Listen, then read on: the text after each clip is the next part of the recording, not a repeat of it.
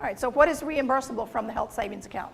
Generally, it's for anything medical. If you have a medical condition and you spend money for medical supplies or services, any expense that you spend that's medical can be reimbursed from your HSA, including vision and dental and some durable medical equipment supplies. So it's much like an FSA in that regard.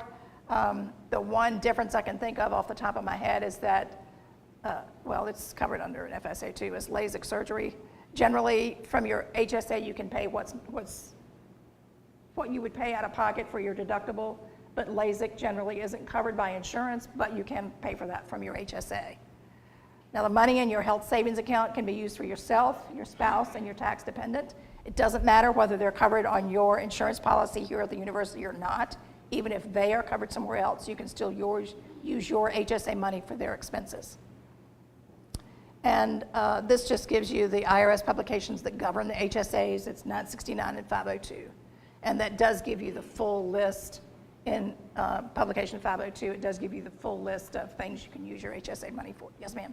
With regards to reimbursement, I think, as I understand it, there's no time limit as to when you can reimburse. So, for example, I had a large medical expense and I had the money, so I decided to pay it, but I kept the receipt. Yes. And all of the documentation to go with it. So 3 years from now, if I have a need for some extra cash, I can just say, hey, I'm cashing in now. Yes, exactly. And we'll cover that in a little bit greater detail in a slide or two. Or now. So reimbursements from your HSA are different from a flexible spending account. You don't have to provide any documentation to us, but you do need to keep your receipts.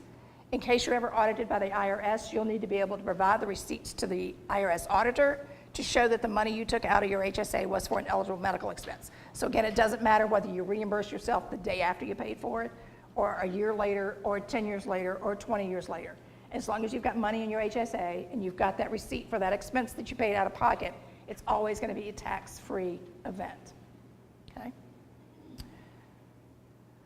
So we just kind of covered that. You can withdraw funds from the HSA for the prior year as long as you were eligible for the HSA in the year the expense was incurred. So for those of you that are just opening your health savings account on January 1, you'll only be able to pay for expenses that are incurred after January 1 of 2018 from your HSA. All the others who already have HSAs can reimburse themselves in 2018 for expenses incurred earlier on.